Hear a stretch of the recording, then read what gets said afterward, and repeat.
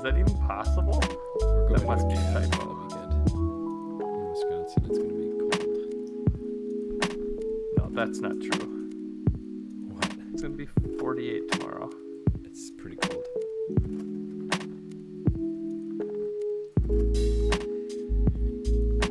So no Mitch. I hope he doesn't join and wreck all the stuff I've set up. I don't think he will. If he's gone to the trouble to tell us, he probably won't. There's no way, right? Yeah, probably. Maybe he'll watch. Because it's an Mitch hour is a later weird there. So his kids are definitely in bed. So maybe he'll tackle us chat.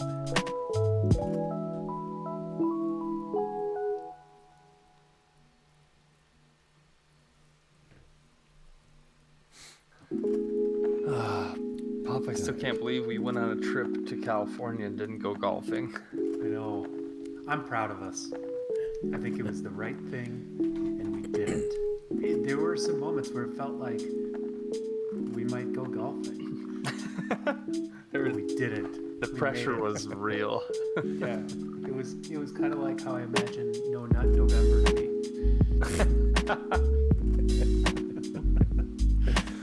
Nice. Yeah, not only Stay classy. was the pressure real, I mean, there was a potential to play Desert Willow, right? Yeah. I'm so glad that fell apart. Yeah, I guess. Just don't fight it. Just go along with me. Be delusional. We also missed the hole in one. I know. We could have been there. Welcome to the Good Guys to Know podcast. Good Guys to Know His podcast. second. Getting that intro music, right? It'll just make it all much sweeter to go golf next time. Good Guys to Know Did you see podcast. Dylan Emily? I can't hear the intro, Buff. Good Guys to Know podcast. Go. Welcome to the Good Guys to Know podcast, a bi-weekly production bringing you information on a variety of topics guaranteed to mold you into a good guy to know. My name is Gio. It is my pleasure to introduce you to every one of the Good Guys to Know. We've got Chad Yep. and Peric. Hey guys. Nobody's missing. This is everybody. We're all here tonight. We have Full. air quotes Mitch on the stream. You can see. We him have on what? Air quotes Mitch. Ah, nice. And as Good Guys to Know, we like to start each episode with one of our favorite drinks in hand. I am drinking a gin and tonic. It's like the only thing I drink these days. What are you guys drinking? I feel like garbage. I have some sort of stomach Yeah. bug. You're the reason that we didn't do the show last night like we normally would. Yeah, I wasn't feeling good, and so I was going to go to bed early, and then I did, and then it got worse today, so I feel not great. So I'm drinking Do you feel water worse? out of my chug. You feel top worse? lid. Yeah. Chug top, big time. And worse today than you did yesterday at this exact time. Yep. Perfect. You Perfectly rolled the convenient. dice and it came up 7. Yeah. Tails. Puff, what are you drinking? I'm having a new one for me. It's called a hazy beer hug with a bear on there. It's out of Goose Island, which I think is Chicago. And it's good. Yeah. It's nice. Chad, I thought of you this week. I saw an advertisement for a new Surly. Oh boy. It's a double furious. Whoa. What does that even mean? I don't know. I think they made like either double the hops or double brew. I don't know. But it's a double Surly. Or You double guys- furious. Double furious. I ran into some significant cognitive dissonance earlier this week. You just reminded me of it. Oh. There was a post on Reddit about it was a video, like drone video footage of what's the bowling alley in Minneapolis Lake Bowl. that's super Bryant Lake, Yeah. right? So it's probably, I think I've seen it posted previously. It's just Yeah. amazing drone footage going through there, right? And then in the comments they're like, yeah, it's a great place to have a Surly, and then all the comments under it were like, F Surly, they're union busters, don't give any of your money to Omar, all this stuff. and I don't know how to believe it. I like Surly, but I don't like union busting as a general rule. So I don't know what to do with myself. So I went with a Goose Island beer tonight, and it was good. Have you read all of the stuff that went down? with No, I Surly? have missed this. Is the first is some random commenter's comment on it.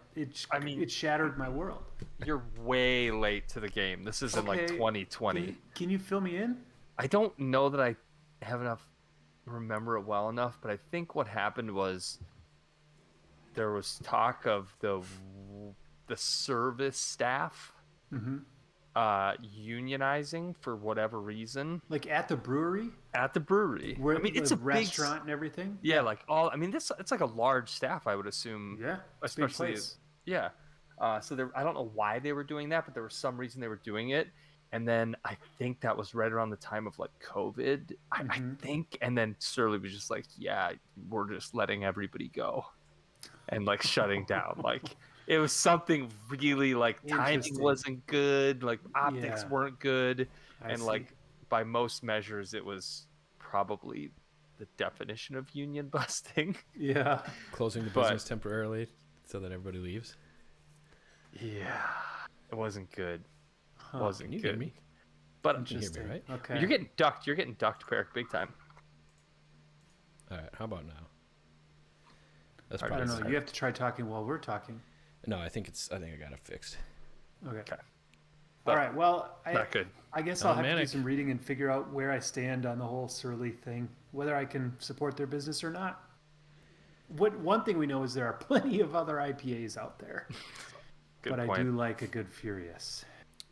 Melon, you're heading to bed. Thanks for jumping in. I see this is your first time sending a message in chat during the stream. So Well, that's interesting. Nice. welcome to the chat. I know you're in the Discord, but First time, long time, as it were. Yeah. Yeah, Exactly. Let's see here. Is this the part where we say, in an attempt to become even better guys to know? Each Yeah. podcast, we take part in an official Good Guys to Know challenge. These challenges, which range from something to something, last for 2 weeks, and will definitely make you a good guy to know. As always, you as listeners are encouraged to attempt our challenges along with us. It has been a weird 4 weeks. yeah. Fragmented. For sure. 2 weeks Yeah. ago, Puff and I were on a family vacation, so we skipped out. Did you guys even podcast, Peric?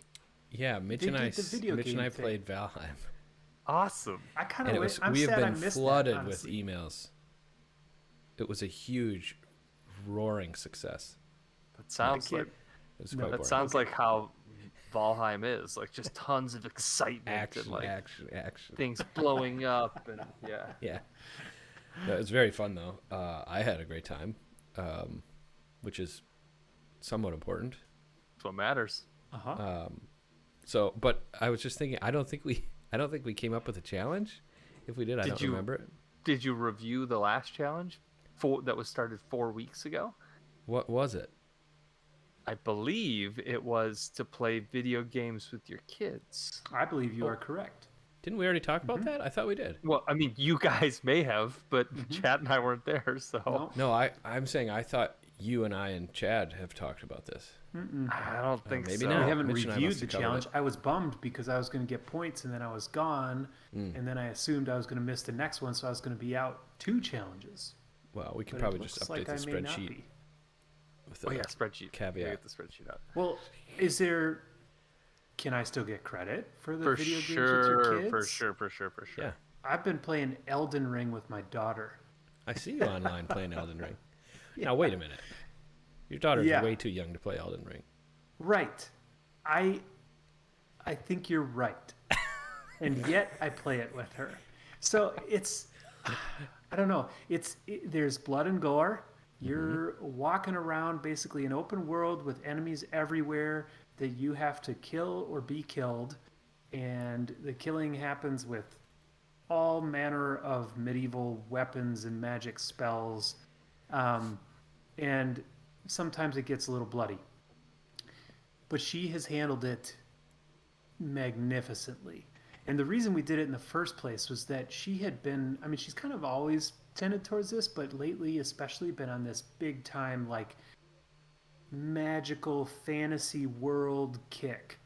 And I just thought, I don't know, let's see what she says. And so she sat down, and it's, you know, it's this open world, explore wherever you want sort of thing. And so I basically just said, what should we do? Tell me where to go. What do you want to do? So we explored, we got into trouble, we fought our way out of trouble, we rode around on our horse, we had discussions about what should be done with this person versus that person. And it was fantastic. Honestly, it's I don't know how to feel about it. I feel good about it, and I'm not ashamed. It's like some of the best bonding I've had with her in a long time. We were both having fun.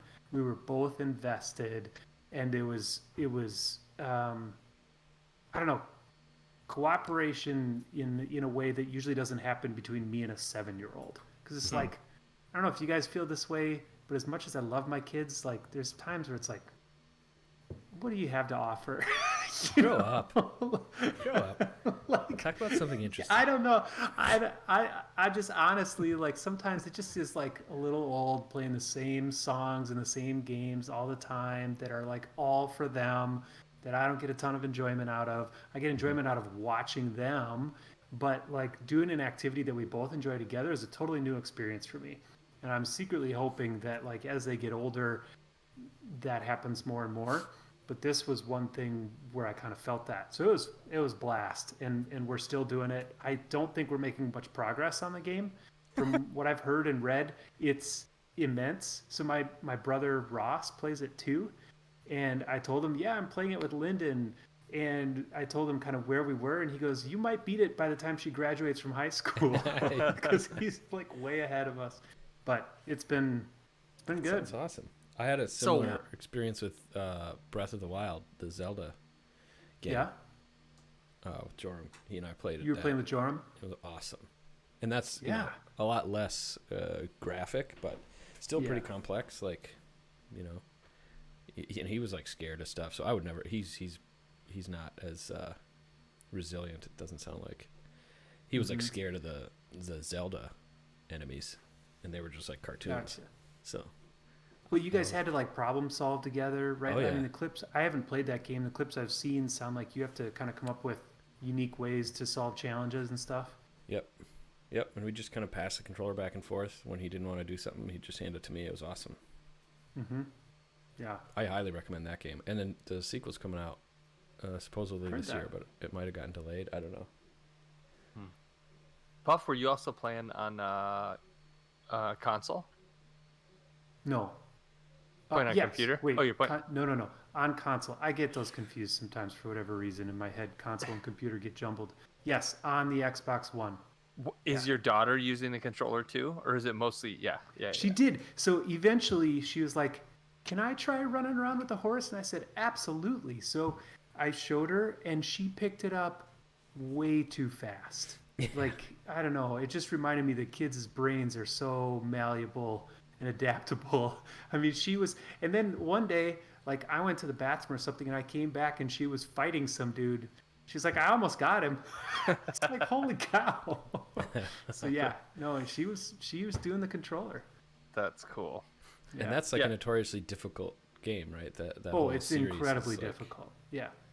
Complex movement. I've never played it, but yeah, it's fun. Recommend it. So Gio, your kids are a little younger. Yeah, my kids are a little younger, but we've been playing some Xbox games together. So we play 2 games. One is called, like, I think Disney Adventures. It's some Disney-based game where basically you like walk around Disney World, like it's a virtual Disney World, and like all the characters are out, and you have to like go and complete missions for them, and it's really just like literally walking around Disney World.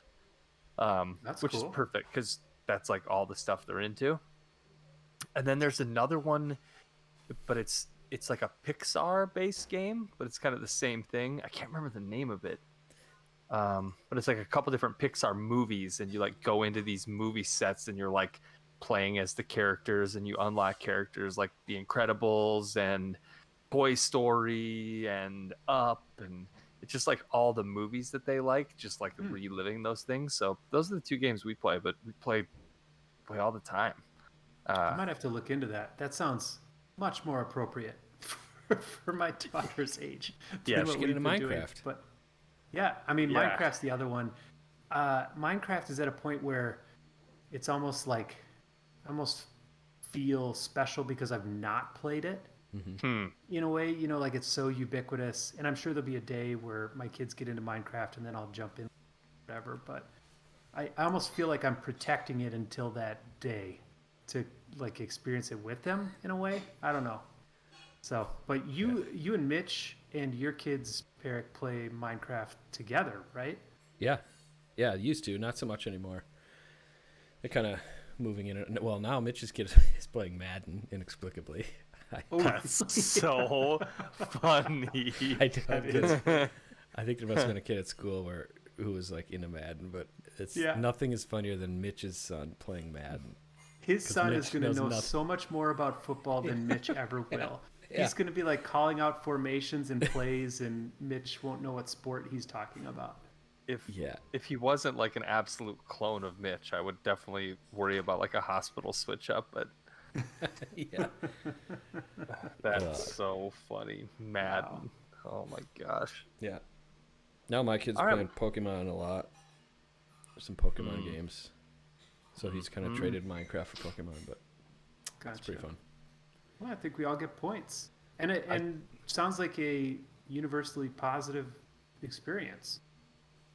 Yeah, like Yeah, I think about this whole like video games are bad conversation a lot that happens, and I guess there are some like super violent and yada yada games. I think we've talked about this on the podcast before. Probably. But But like, it's been talked about our entire lives. I mean, it's been Yeah. it's been a societal topic for a long, long time. yeah, and you never hear about how the bonding that happens over those games, like both like with the people you're living with, and also like the people I keep in touch with the most in my life are the people who I play video games with, and it's just I don't know. Case I in have point, only Tombo good number 5 experiences. in chat. Tombo number 5's here. Yeah, he's in chat, laughing out What's- loud. My son and his son played Minecraft together a ton, and then now Tom and I play Valheim together. It's great. What Nice. I want to know what Tom does in Valheim. Is he a homemaker like you are, or does he get out and explore? He's more of an explorer, I would say. Correct me if I'm wrong, That's Tombo. funny. I wish I could have seen you guys playing. I've never scared seen to this, go but out. Peric is like, yeah. Sometimes I'll like sit around and like reorganize the supplies or something like that in the house, while everybody else is out. Like somebody's on a boat in the middle of the ocean, and some other person is like the other Tom we know is like camping in the woods by himself, and Peric is Yeah. at home like Just tending to the hearth. Tidying up. Yep. Hey, it pays off. You should see how fast we can get our loot stored. It's so well organized. I'm so And in. where would those adventures? You know what it reminds me is the movie The Other Guys. Have you seen that with Will Ferrell? And they've got these like two badass cops that are doing flips up. Like The Rock is one of them, I think. And then Will Ferrell is the guy in the police department that likes doing the documentation and the records. And they just throw the records at him. And he's like, "Oh, thank you. Yes." There you go. That's Although, my yeah, role. there you go. Tom says he and I just earlier this week beat the fourth boss. Whoa. What's his or her name? Is it the dragon one? Motor, yeah, the mother dragon. The mother dragon. Maybe the boss is gender non-binary, Jeffrey. That's true. What's true. their They name? call her the mother. I think it says mother, and motor obviously means mother in some language. but So, how do you turn your house into a castle? you need to get a stone cutter. You need to craft a stone Got cutter. one of those? Yeah, oh yeah, we got one of those, but we haven't built a stone house yet. We don't need one. So? Wood is fine for us. Haven't you You guys read should have the tuned in Three last Little week. We could have Pigs? explained all of this to you. We don't need to rehash it. That's You what I'm missed out. saying. I'm sad that I missed. I am so you know this to be true because I hopped on and watched. I asked you to what Stream to it to stream Valheim on Discord so that I could watch you while I was doing my notes at work one day. I love this stuff. Yeah, I'm into these kind of games that just kind of let me do what I want and they're challenging and I kind of get to find my own way. Well, I can Not stream it on my Jeffrey. I'll stream it on my other account for you. Jeffrey Hard needs pass. a gun in his hand, the Yeah. ability to sprint and jump, and then other Speed, people sprinting speed. and jumping around with it. Otherwise, it's not a video game. No. Fast hand-eye coordination. Otherwise, I'm not willing to play it. So. Well, anyway, I think it's on YouTube. You can go watch on YouTube. Otherwise, I'll throw up my stream sometime when I'm playing. Cool. Love it. Cool. All right, good challenge. Way to compete, you guys. Now is the part that we've all been waiting for. Sort of. Le Pilar? The pillar. Peric is going to take us on a magical carpet ride through his office, right? Is that where this thing lives? Yeah, it's. Oh, boy, I don't know how to point. This thing here. Uh-huh. See that black frame? That thing? Yep. Uh-huh. That is, well, if you're watching the stream, that's what Mitch's camera is right now. So that is my somewhat brand new 3D printer. So Very cool. I've been wanting to get into this forever, really, but never really had the time or didn't want to spend the cash. But I had a buddy of mine who also wanted to get into it, and we decided to go in on it together. So we split this printer. So this is a Creality Cr6se. Fancy. It's like a $400 printer, so it's not crazy. It's nothing you couldn't do on your own, but you know, a couple $100 is a little bit more palatable for a hobby. We didn't really have a goal as to what we were going to print when we bought it. We just kind of wanted to see it. It's just really cool. It's just really cool. So it was at his house for a long time, for like a month after we bought it. And then I finally said, I don't think I can get into this like remotely. Like I couldn't get my my interest maxed out until I brought it home. So I went and I got it from his house and brought it home. And since then I've been completely obsessed and immersed. And it is extremely fun. Okay, so what is the maximum size? Like if you just printed the biggest cube you could print, what would that look like? Well, I mean, so that I can look up the official build area. But it, it would probably be like, I don't know, that tall. Okay. Like, A foot by a A foot? foot tall, foot by a foot. So it's 235 millimeters. So that's what, 10 inches maybe, or maybe a little less than 10 inches, 10 by 10 by 10. Yeah, Something like that. Yeah. So is that what I showed? Something like that? Slightly that's- smaller. Slightly That's smaller than significant. Yeah, I haven't gotten anywhere near that as far as height. Height is a whole different beast once you get into it. But When you guys were doing your research about what to buy, obviously price was important. You didn't want to break the bank because it's kind of hobby stuff. But where do you go? I'm sure there's guides on, infinite. top rated. Too many. Yeah. There's too many. Okay. What it came down to was I did a little bit of research, and I wanted one. I wanted one at the price point, and I wanted one that they had at Micro Center. Because we were like, you get the bug, and you don't want to like. I looked at some like really nice like Prusa printers, and they're super nice ones, and there's like a 12-week lead time, and they mail it to you, and then you have to build it all, and it's kind of an intricate build process and stuff. And I didn't have any interest in that. I was like, let's go get one off the rack. Something that Especially after Mitch's build a computer. Exactly. Yeah. Exactly. But I mean, if I get another 3D printer, now that I know a little bit more about the components and like what trade-offs I gave up by buying a pre-built one. The other reason we bought this one is it's really similar to probably like one of the most popular printers out there, Ender 3. And I think it's also made by the same company. But this one is like the same as the Ender 3, but they factory built in some of the upgrades that people always put on there anyway. So it was kind of like it was a little more expensive, but it kind of was pre-built with some of the stuff that you want. What are those kinds of things? So if I was to jump in a 3D printer world, what are the kind of like upgrades and fancy little doohickeys that I want on there? Well, that's a good question. There might be a little bit of a temperature. Let me see if I can pull up a quick comparison. Like higher temperatures. So some printers will print certain plastics that others won't. Like some of the smaller ones can't get high enough heat, and so you can upgrade your extruder to have a hotter temperature and stuff, and you can do that type of thing. Or better fans, more quiet fans. Okay. And do I you don't know need if there's a hotter temperatures to get like better plastics? I You- imagine that you would, to get a more rigid, sturdy plastic, you'd need a higher temperature to get that to melt, for example. I think generally speaking that's true, yeah. There's I'm trying to find some filament. I burned through an entire roll. How much is that? So this is a roll. This is a roll of blue filament that I had. Oh, here's some left over. This is the end of the reel. I just have a garbage can full of plastic garbage. It's terrible. But so this is like the filament. It's just like it looks and feels exactly like a weed whipper kind of plastic. That's like almost exactly what it is.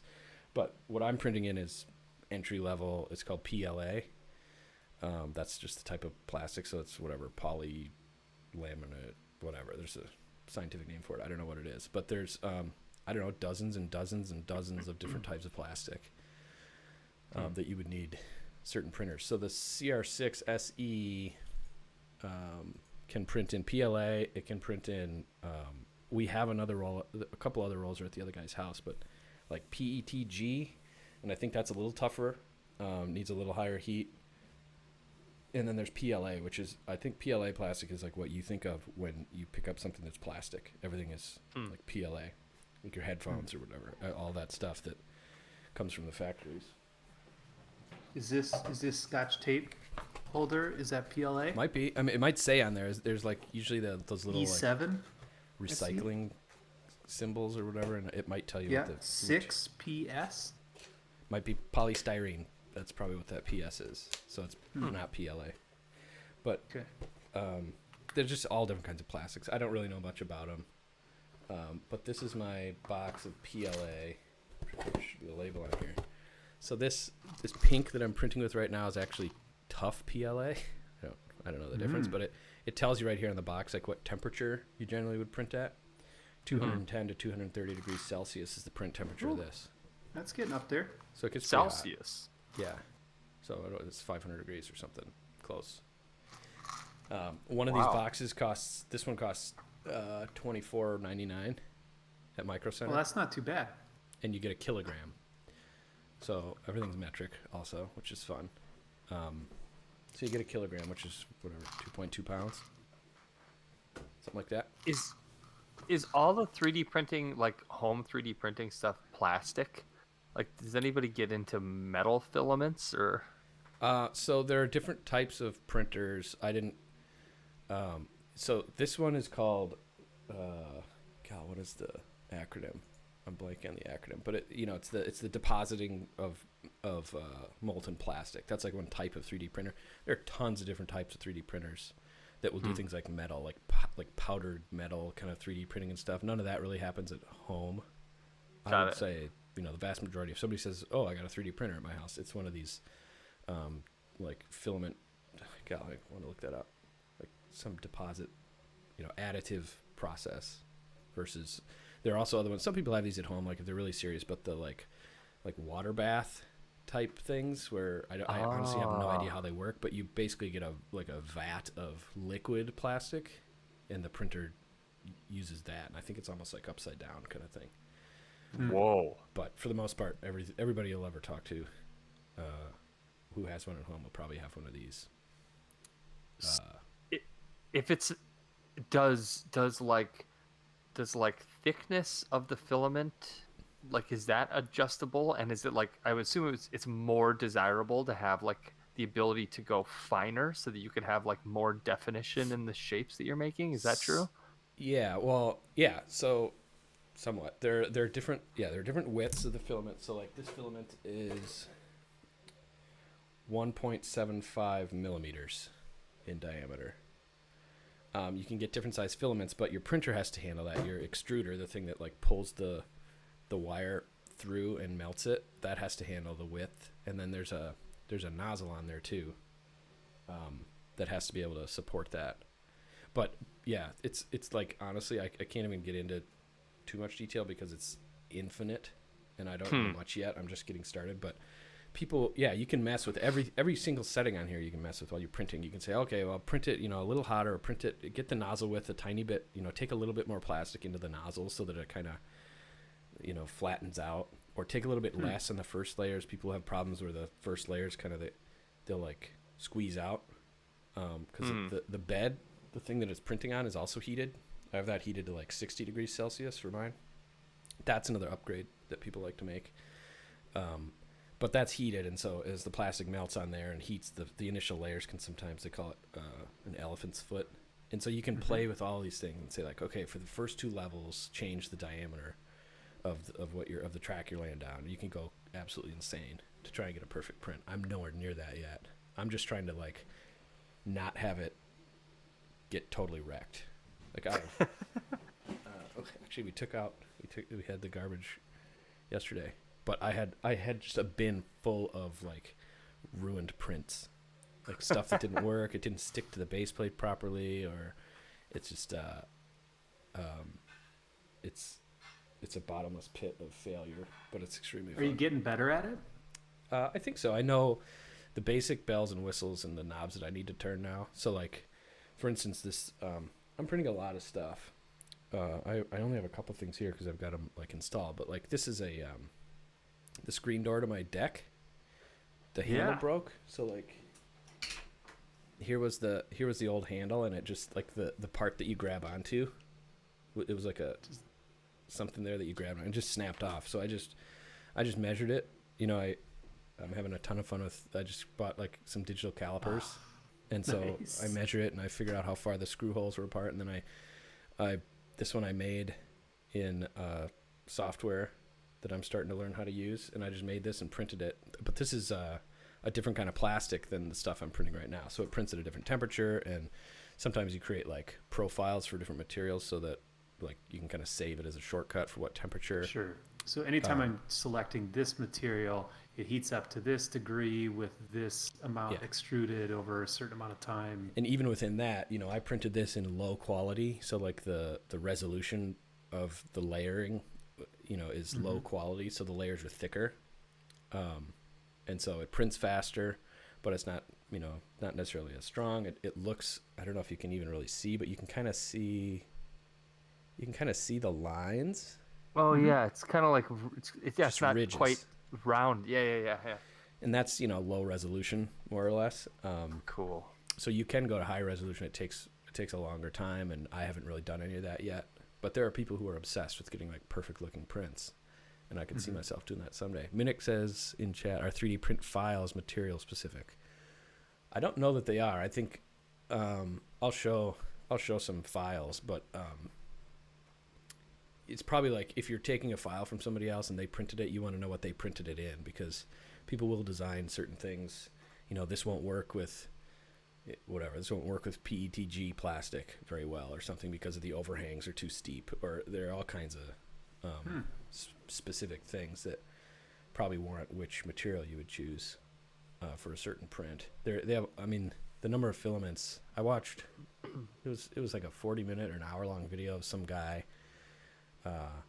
going through every filament type and like doing test prints with everyone and analyzing every single one. And there are so many. It's absolutely insane. There are ones that are like rubbery, that are flexible. So if you know, it's not all just rigid plastic. There are cool looking ones that are like the filament is like kind of color changing as you go through. So as you're printing layers, it'll kind of create this cool like rainbow effect while you're printing like a, you know, a tall, like a vase or something, or a whatever. So far I've just printed some really basic stuff. Like if you're interested in seeing what people can print, I'm gonna see if this works. While you're doing this, I want to know, this is skipping ahead a little bit, but like, what's the end game for this? Is it really just like, I just want to see how this works? Or is it like, I want to fix shit around my house with 3D printing? Or is it like, I want to open an Etsy store and like sell random stuff to people? Like, what's the play here? Sure. People for sure do that. I'm not going to do that. This is, you know, it's a hobby for me. Like, okay. Well, and that takes us into like what happened between 4:30 this afternoon and now, because Peric, you suggested that we maybe do a show on 3D printing, and we were interested, and then you asked if we had anything we wanted you to print, and I instantly had something I wanted, which I had seen someone else post that they could 3D print, and they were selling it online for $12 a pop for this thing. And so I just showed you a picture of it, and I was like, could you make something like this? And we talked about some very basic dimensions, and you signed it up, and now there it is. This is the first iteration. It's something you're going to use it to harness your rope, some knots you're tying in rope as you're climbing trees for deer hunting. It's a friction hitch tender for a climbing rope. Yeah. So it's not. It doesn't have to be super strong or anything. It doesn't hold my weight. It just helps move knots on a rope. But it's a helpful little thing. And look at that. It's pretty rigid. I haven't really tested it. I was thinking I would break it live on camera if I did. This is the first time I'm really testing it. But the way I designed it was very quick and dirty, but. Well, can you take us through that process? I mean, like, I just sent you a picture of this thing. The one this guy makes is out of special plastic that's more rigid, right? PLA. The reason I don't print in PLA, I think PLA requires me to put a ventilation hood over this. Like I don't think you're supposed to print PLA unless you have fans. Did this whole thing get all like blowing out of your house, basically? Hold on, I think my video frames are off the bottom. Sorry. Let me just fix that on the stream. Yeah, I think I need some fumigation system or whatever it would be called, ventilation system. I'm showing on the stream now this website called Thingiverse. This is one of the more popular ones, maybe the most popular, but this is literally a website where people just put up the files. So like I made this file for this thing, you know, two circles and a rectangle in the middle. I could put it up here and people could print it. I would just upload the file. So there are like millions of things out here that you can print, and you can just go download, like, and that's really how you get started for a lot of people, is you just go download stuff you want to print. So they have all kinds of cool, you know, like battery dispenser. That's actually kind of cool looking. Little tool trays, a lot of printer upgrades, chip clips. You know, it's all this dinky little stuff, and that's one of the knocks on 3D printers. You end up printing a bunch of stuff you don't need. Like, it's just all junk. I did print this. This is one of my first that I downloaded because I thought it was somewhat useful, but it's like a mini SD card, an SD card, and USB thumb drive, like storage rack for your desk. Because I have tons of those things, and ended up giving it to my dad. But you know, that's something that I didn't have to design or do anything. I literally just downloaded this and I sent it to my printer on an SD card, and it just prints it. And it worked first try. It was like it was ridiculously easy to print something from scratch with no experience at all. Look at this guy with his. Oh no! What was that? What happened? It's giving me a 404. You have reached the end of the Thingiverse. Ooh, that's weird. Anyway, he's got a beer can holster for his belt. From an outsider's perspective, so you make it sound like it's just super easy, like you just download this thing and make this thing. Can be. It absolutely can be. My experience with you today was like, oh, this thing would be really helpful. I don't really want to buy it, though I thought about buying it. And then this opportunity came up, and I was like, okay, here's what I want. I want 2 circles with internal diameter an inch each, approximately 3 inches apart, half-inch thick, roughly looking like this. And a minute later, I got a message from you saying, oh yeah, that's no problem. And you just quickly dialed it up, and like, I don't know, within the hour or the next 2 hours had printed one out, right? Mm-hmm. Yeah, that's really cool. It's the like I mean, that's really what these are created for, to some extent, to a large extent. It's just rapid prototyping. Like, you know, the first one I can print in really low quality. I can fill it. You know, there's plastic inside of all of this. You know, they're not just totally hollow, but you can print it with like no fill, and then it goes really fast, and you can just try stuff and see if you have the measurements right. And yeah, so that's one of the fun things, is you can just iterate and iterate and iterate. And that's cool. So yeah, I've done 3 iterations now of this thing. The most recent is the one I'm showing here. This is the program I've been using to design it. It's called Blender. There are several options that people use.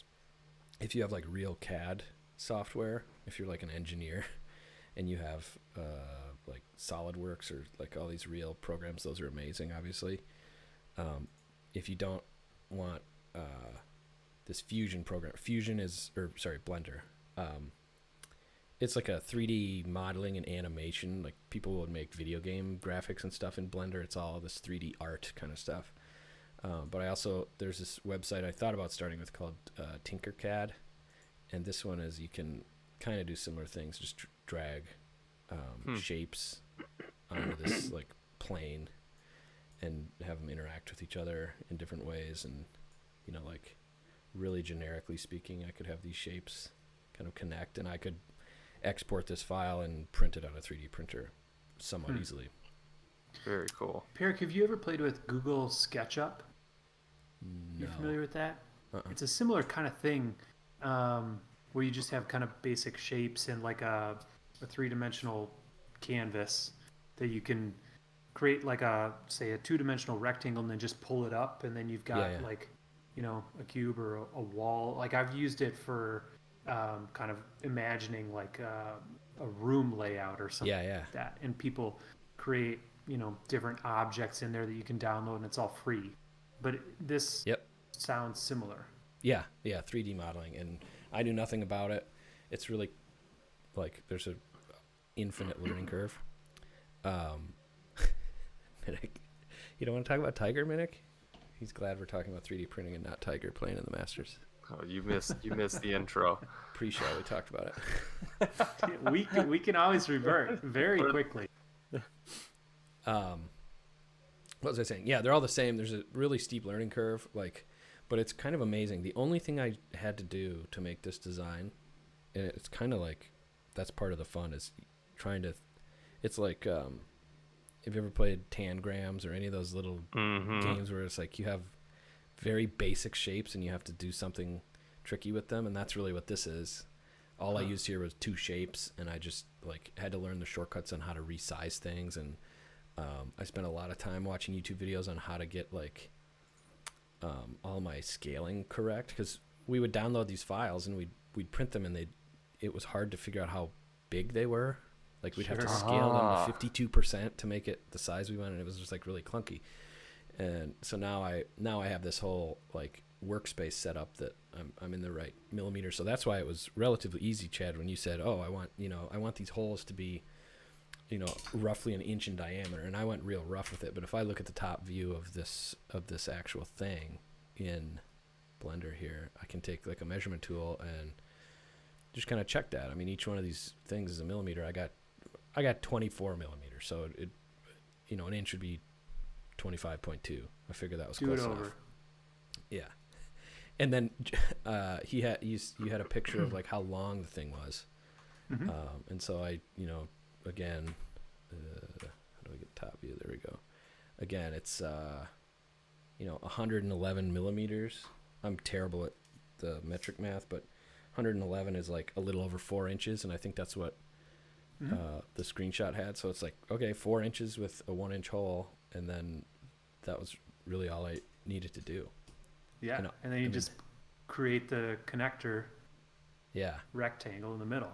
And there were some, like the first iteration I did, that's why I think this one is maybe weak, but you get into all of the minutia of how you're actually designing it. And I know nothing about engineering or any of this stuff really, but it could be like, so this design, for instance, let me go into, I know you can't really see the stream, but I'm going to go into X-ray mode, and this will show like the wireframe of all the shapes that I'm using. Cool. And you can kind of see this square, so, or this cube that I've stretched out.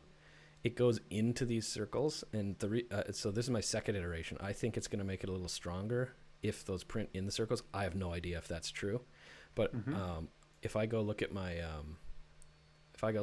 version 1, this is the one that I actually printed. This is the one that I have sitting right here. I literally printed this. This one I got fancy, and I like butted up the cube to the donut thing here. What do they call it? There's a word for it that I like. It's called a torus, like a donut shape torus. But I got fancy, and I instead of having it go into the circle, I like netted out the difference between the rectangle and the torus.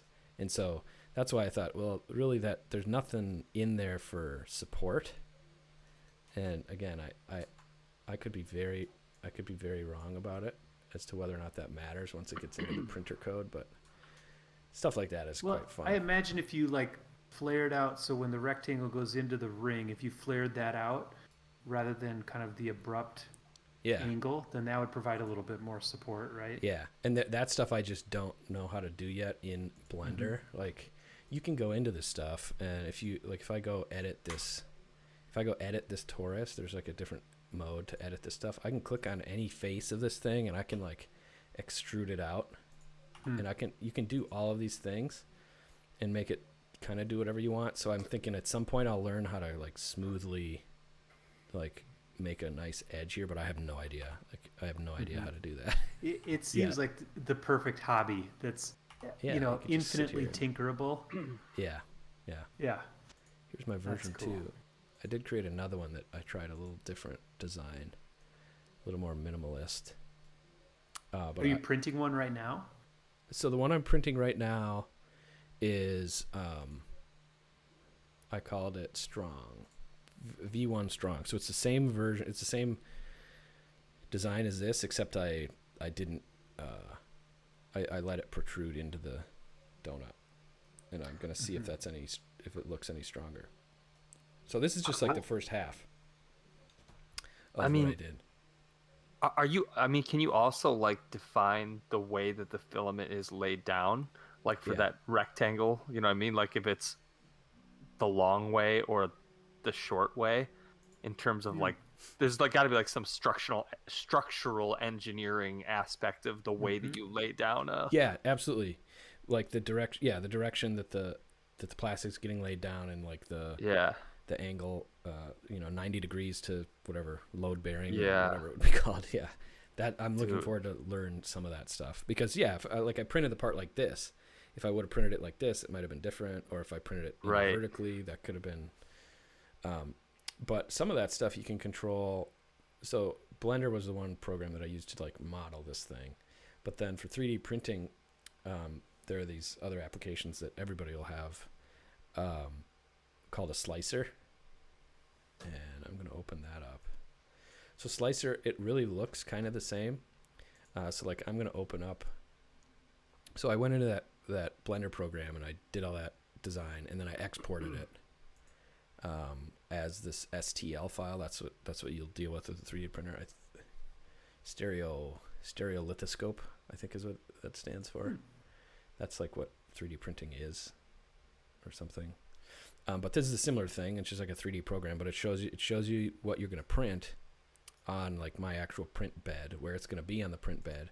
So Geo, I can decide, I want to print it at the front of the bed, for whatever reason, or I want to go into my rotation, and I want to rotate it 90 degrees, and then move it back it's to just the like middle. you could get so deep. You can scale it. You can make it bigger or smaller in here, like 80% size. So go ahead. How long have you had this, and how many hours do you anticipate that you've spent like just learning it and trialing, like overall time spent on 3D printing? I don't know. So I've had it for a couple of weeks at my house, and I bet you I've spent between like watching videos and actually sitting at the desk designing stuff or trying prints and things. I don't know, 40 hours in a couple of weeks. Just like, it's pretty easy to watch 2 hours of YouTube videos before bed, like about 3D printing filament. I imagine it is. That's the craziest. That's like one of the craziest sentences ever. It's pretty easy to watch 2 hours of 3D printing videos about filament type. That's amazing. It is. It truly is. I bet so it's much to really interesting when you get into it and you understand the intricacies. Let me focus. I thought I could get to about here. Let me see if I can get that. Now to you focus. see it? You might need a 3D print a part for that camera. There we go. Can you see how bad that looks? Or Yeah, not? like it's like It's all like cruddy. wiry and yeah. Yeah. So remember, I texted you when this print had started, and I said, "Oh, I don't think this is going to work. I think it's going to not work." And it's because, like, if you look at the design in this slicer here, if you go like to the level of the printer, there we go. If I get like ground level, you can see here that technically the rectangle is hovering in midair because the donuts on either side are a little bit taller. And so if you think about how a printer works, and actually that's one of the things I was going to show here, Interesting. how the printer actually works and why you use this thing called a slicer, because I'll take this. So first, all these settings, everything, layer height, line width, top and bottom layer line width, wall thickness, how many lines do you put for a wall? How should you fill the gaps? What percentage plastic will fill the open areas inside? What type of pattern should you fill the inside with? What type of material and printing temperature do you need? How fast do you want the print head to move? All of the stuff you can control. Everything. You can go absolutely bananas. But one thing I did wrong on the first print is I didn't realize that this thing was basically floating in midair. So if I slice this up, you just hit slice and it'll tell you, this I like. It'll take an hour and 19 minutes to print this estimate. It'll take 14 grams out of my kilogram spool, and it'll cost me 43 cents, assuming I put in like a $30 price per spool. Huh. And so 43 cents to print this thing, and I'll be printing 2, but the guy's selling them for $12. So right. If you do it right and you don't have a bunch of failures, it's interesting to see that. But when I actually slice it and I go to this preview button, this is really what the printer is doing for us right now. If you do this slider on the right, it goes obviously one layer at a time. It doesn't print like a tall side and then move over and print another tall side. Everything is one layer at a time. So layer 1 looks like that, and then it just slowly adds layers. Slicer makes sense. One at a time. So it slices it into But then how do you do that hovering middle portion without the plastic falling down? Yeah, so this one I'm printing now, I added in this section here, support. So generate support, and it'll analyze your print basically, and it knows, if I go back to the prepare screen, it knows all this red, I think is overhang. So it's stuff that isn't touching the ground. So all of that is really overhang because the bottom is round. So really only the one circle is going to be touching. Everything else kind of has to graduate away from it. So I said to add that support, and now when I go in here, you can see this blue stuff. You can see this blue stuff. And so the printer is actually going to print this. So I said do a grid pattern of support. And so it's going to go underneath that bridge and print this grid pattern. And then when this whole thing is done, I just rip that off. And so it kind of, it builds like a temporary support structure, and it does the same thing around the outside. So I'm hoping in my next print, I'm not going to get this spaghetti look of the bottom of the bridge, because it will be printing on a support. And you just think of like, if it's like a hot glue gun. If you've got an 8-inch gap with a hot glue gun, it's going to droop. It's going to be really hard to do. And it cools pretty quickly because it's so thin. So that's why this actually worked is, the bottom layer was pretty messed up. But the second layer kind of used the bottom layer as its support. And then the third layer got even more support. And it ended up looking great on top. But if you're finicky, you got to do stuff like this and figure out like exactly how your print is, what your printer's capable. Some printers can handle bigger overhang angles, like if they have better cooling, and because it'll be hot in liquid, and then the faster you can cool it off, the more it can hang out in midair. So do you end up like filing them down or sandpapering them down or something? I haven't yet. You can, but you could. Yeah, absolutely. Yep. And there are all kinds of different techniques people use for a better finish.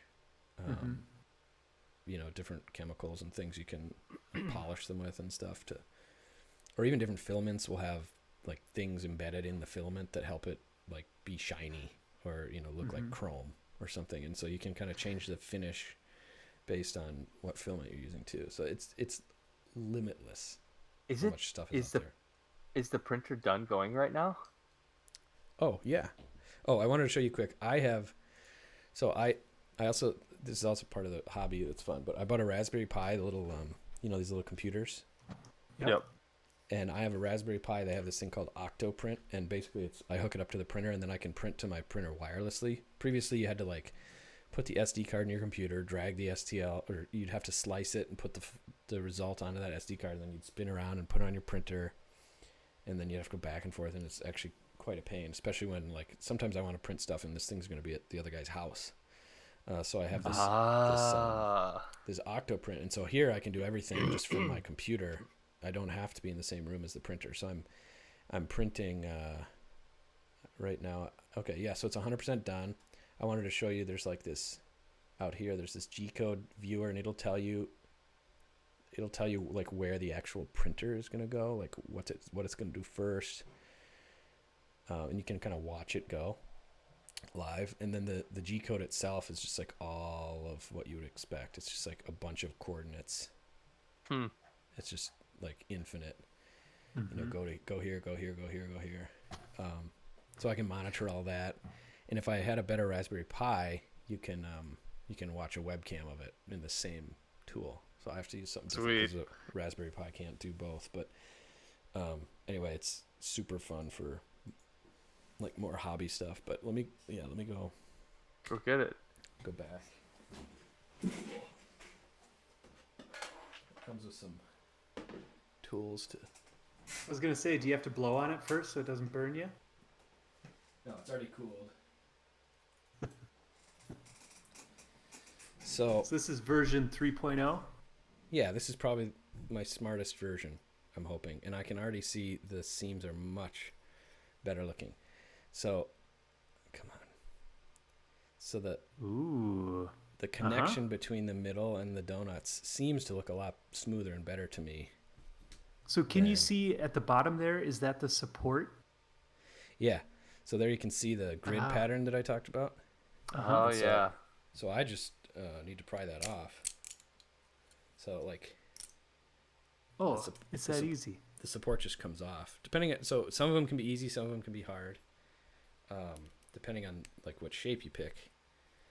But it looks like there's some extra. We got a little messy on the bottoms of the circles, I think. But it's overall better. Yeah. Still a little bad, but overall better. I look at that and think I could sand that down in a second. Yeah, absolutely. That's no problem at all.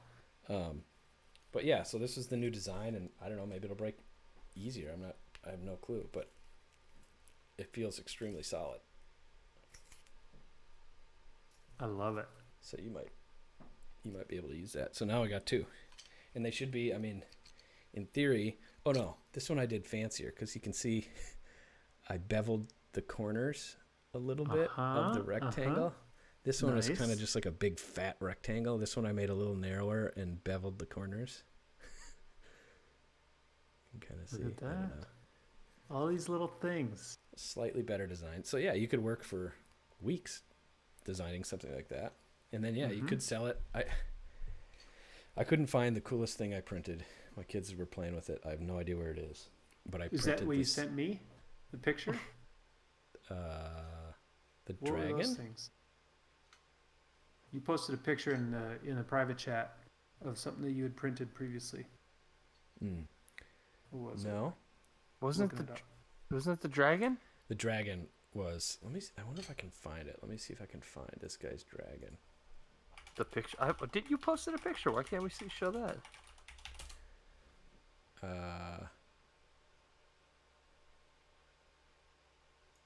Copied. Oh, the rainbow loom bracelet thing. Oh, yeah. That I had to throw away because it broke. Oh. But sounds like you need more rigid plastic.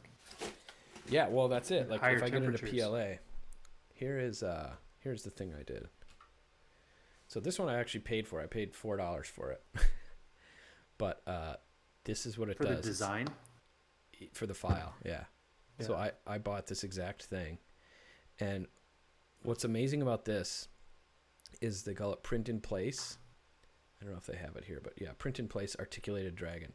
So print in place means literally it sits on it prints all of this as one piece it does it all in one trip. And so all of those little scales on the dragon's back and the different segments, the different like vertebrae or whatever you would want to call them, they're all connected, like two hoops, like carabiners or whatever, but they're connected, fully printed in place. I didn't have to snap it together or anything. It's just like, wow.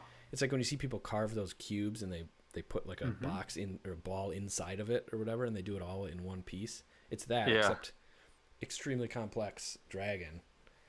And I printed it. It worked first time in this plastic tough PLA, and it's so cool, pretty amazing. So yeah, I feel like I've hit a good mix of finding things I need and just printing the file, but also I'm having a ton of fun thinking about how to design things and come up with stuff from scratch. Maybe I can This thing is nice. PayPal you $5 and you can send that thing down to me, and I'll put it into use and tell you how it goes. When are you going to use it? It's quite strong. This weekend? I don't know. And this is only 30% infill. So, 70% of what's inside of this rectangle is air. And you can get up to 100%. That's great on my climbing ropes. He said it was not load bearing. Yeah, not load bearing. I'm kidding. No, that's actually great. Lighter. So as long as it stays in one piece, that's the trick. And it should. I'm not putting a lot of force on it. If not, it's just a matter of probably printing in a better plastic than this. This is pretty entry-level stuff. That's awesome, man. I feel like the best case scenario is to know someone who's really into 3D printing. Yeah. Like, by the way, Chatto's, $1.50. Well, 86 cents technically. This costs 42 cents a piece. Oh, well, I offered to pay you $5. Minnick said in chat, he said, Chad, you owe Peric $1.50. But really, it's 86 cents. I think with shipping and handling, it probably rounds up to like. I think the first one I only did 20% infill, so it was only 41 cents or something. But yeah, you can send me both of them. Oh, I'll put them both into use. Yeah. But yeah, that's your point, Gio. That like I'll print anything. Like you guys send me something, I'll print it. I can't wait. I can't Literally anything. Yeah. Yeah. If you're gonna have a bachelor party and you need those little penis straws, Peric's your guy. Yeah. I'm sure I can find that on Thingiverse. Oh, that is one thing. Googles it. No, like food safe stuff. That's a really interesting thing because, you think you can make all kinds of stuff for the kitchen and, but I think it's relatively tough to consider any of this plastic food safe. I think they make some filaments that are considered food safe, but it's the kind of thing where it's like you probably wouldn't want to use them for a very long time, type of thing. So, it is plastic, and it's my wife is. I remember there was a big scare that the plastic in Nalgene was leaching all these carcinogens in the water that you're drinking and stuff, right? Yeah, BPA. That's not the most likely cause of cancer for me, so we'll be all right. All right. Any other questions? I don't know. I feel like I barely. I want you to get deeper into it, and because I don't even understand the questions to ask. I want you to like bring your new discoveries. Yeah. Well, I'll create a channel in the Discord and put some of my prints in there. I have a question, real quick. I remember there was a big controversy because someone posted a file on there of how to make a gun. Yeah. Mm-hmm. A functioning plastic gun somehow. Here's like a Tic Tac gun. This is one of the. Why is Thingiverse not letting me do this? That's really weird. That was actually, I expected that to be a bigger thing than it ended up being. It was kind of like, oh, the world has changed forever. Now anyone can print a gun at home and, unlicensed, can't follow them, weapons and all this stuff. And then it just kind of died off and nobody ever cared about it anymore. Yeah. Yeah, I guess I haven't read about it or seen anybody talking about it in the stuff I'm watching. But yeah, I mean, you can. A lot of this stuff too, like, okay, you 3D print it, but you need some off-the-shelf parts. You need to go buy screws and springs and all that. So it's not 100% 3D printed stuff a lot of the time, but that's part of the fun too. It's just like engineering stuff, and I need to get a bunch of metric screws and. Next question. I'm sure you've already thought of this, but when are you going to combine your 3D printing with your electrical engineering? What electrical engineering? What weren't you? You built a robot as one of your challenges. What did I? Oh, that little thing. Like these two hobbies. Oh, seem my like they're robot.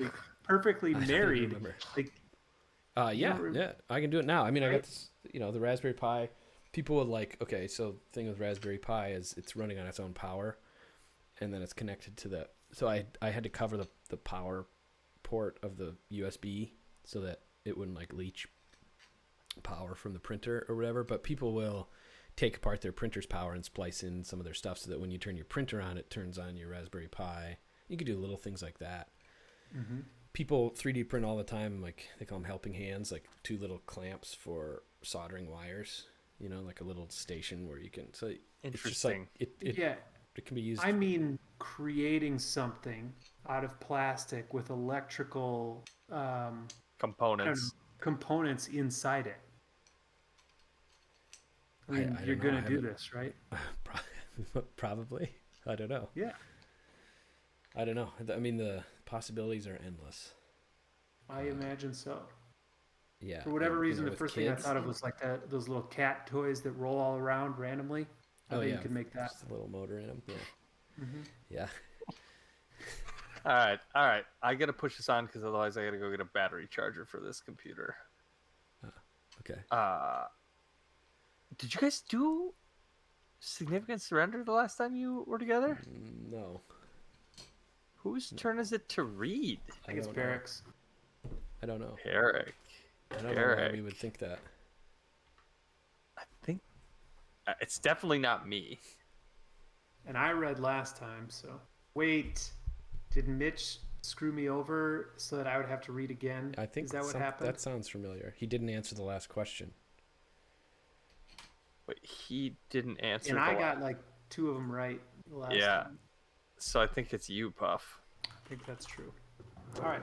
Well, I got my cards here now. Yeah. I Listeners, Go ahead. any listeners want to play? Get in the lounge. You got about 60 seconds. I was just gonna pull up our YouTube video and see if we could figure out who reads. Do we have a challenge? No. I don't have one in the. I just thought of one. I'm amazed. I don't know What is it? how I thought of it. This is a non-traditional pizza challenge. Mm-hmm. You have to make a pizza. Make one. Can I just eat Well, one? you can fine, eat one, but it has to have unique toppings on it. So I guess you could order one and really try to go outside the box, but I think the true spirit of the challenge is to make a pizza out of something that really has no business being on a pizza. Okay.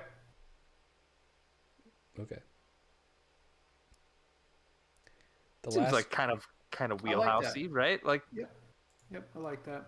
The last chat message that. during Sigser in the last episode, that quick episode we had, was Chad got one right. There we go. New score 3. Nobody in the lounge. I don't even know who was So what's reading. the score? Chad's at. Chad is at 3. Perrick's at 3. Mitch is at 2. Thanks, Minik. Listeners are at 1, and Gio's at 3. So Really? We're all bunched up. I love it. it's early. Okay, I'm ready with the questions. If you guys are ready with the answers. Nobody in the lounge. Let's give them one more second. Probably nobody listening. That's okay. All right, I learned some things I'll tonight print about some 3D listeners. printing. Yeah. We'll print our own listeners. All right, Puff, fire away. Okay. First question. In what state does the Bridges of Madison County take Perrick. place? Perrick is first. Iowa? Correct. I wouldn't have guessed that anyways. I would have guessed Wisconsin or Michigan. I thought it was Missouri, so nice work, Perick. Thank you. One of my favorite movies. Next question. What character proclaimed, "Baseball been berra good to me" on Saturday Night Live in the 70s? Baseball has been very good to me. What character or what person? What character proclaimed? What's his name? I'm not going to be able to remember. It was that Garrett Morris guy who did it, I think. I don't know. Chico Escuela. Oh, that's a toughie. It's like from the 70s. Pirk was on the track. Yeah, I don't know any 70s SNL. What U.S. president's administration suggested that ketchup be considered a vegetable in school lunches? Geo? Jeffrey? Reagan? Ronald Reagan is the correct answer. Let's go. Next Nice. question. What brew do Harry Potter and his friends Parrot. quaff? Peric? Butterbeer. Butterbeer is correct. Very gettable. I told you. Damn you and your kids, Peric. We just finished book 3. Oh, we're like maybe 50 pages from finishing book 3. Nice. And then we're stopping. Yeah. Oh, really? Does it Yeah. get scary after that? I believe so. Okay. What is your computer's, quote, XY position indicator for a display system? Peric. End quote. Peric? Eric? Yes. Your mouse? Mouse is correct. Would you accept the cursor? No. Okay. Final question. Basketball legend Lou Alcindor is better known by what name? Geo. Jeffrey? I almost don't know if I want to get this, but I will. I think it's Kareem Abdul-Jabbar. You are correct. Wow, it was a slugfest tonight. Did we get all but one? Yeah. Chico Escuelo Chico escaped you. Escuela. Escuela Jeez. escaped you, yeah. Other than, so then there were 5 correct, with Peric edging out Jeffrey, but Jeffrey getting the last question. Which is a little bit of a bummer for next time. Well done. Chico Escuela, Well played by Garrett Morris on SNL, all 1978. but got it. I'm up to 5. All right. All right. Yeah, Gio's at 5. Peric's- I got up to 6. Chad, you're at 3. Mitch is at 2. And listener's still at 1. Gotta get those listeners in here. That was Where did the a term brutal computer one to mouse have come to from? read tonight. I don't know where the term mouse came from. It looks like a mouse, yeah. Yeah, that's right. Gotta be. Interesting. Xerox or whoever invented it, and then Apple stole it. That old That story? happened? I think so. Something to that. Sounds to that about right. effect. Sounds Well- about right. This one doesn't look like a mouse anymore. Ah. No tail. Jeez, is that a worn spot from your left click? It's a sticker. So we've had this computer for a long time. This is an Elsa sticker that has worn off, and we put it on there so my daughter would know where to click, Ah. because there's not an obvious indicator on this thing. Yeah, Smart. Nice. Yeah, it nice. worked out. Or Peric could just 3D print you a new mouse. Like some I'll type of wire them up and covering. everything. Some type of covering that has like the buttons on it. No, for- that's exactly what I'm talking about. You could make a I mouse. started printing a Raspberry Pi case that I ended up the print got messed up, so just the bottom half finished. But yeah, it's. I mean, I used to do that Arduino stuff, and like my Christmas tree watering robot and stuff. And Yep. I was like getting all these wires, and I was cramming them into like old Altoids boxes I had lying around the house, just like Right. total junk. Like that cigar box I used for Mitch's soundboard. I mean, that was cool, Yeah. that cigar box, but it was a pain in the ass to actually modify that thing. It's like balsa wood. Not anymore. Not anymore. I can just design and print my own boxes. It's great. You And can wait I'm boxes. only like $400 in. It's I cheap. love it. This is a good episode, you guys. Yeah, Poor Mitch. that very educational. Yeah, I'm glad the camera worked. Hopefully that was soothing to watch. Glad the printer worked. Oh I'm yeah. excited to see if the tender works. Yeah. Yeah, they're pretty cool.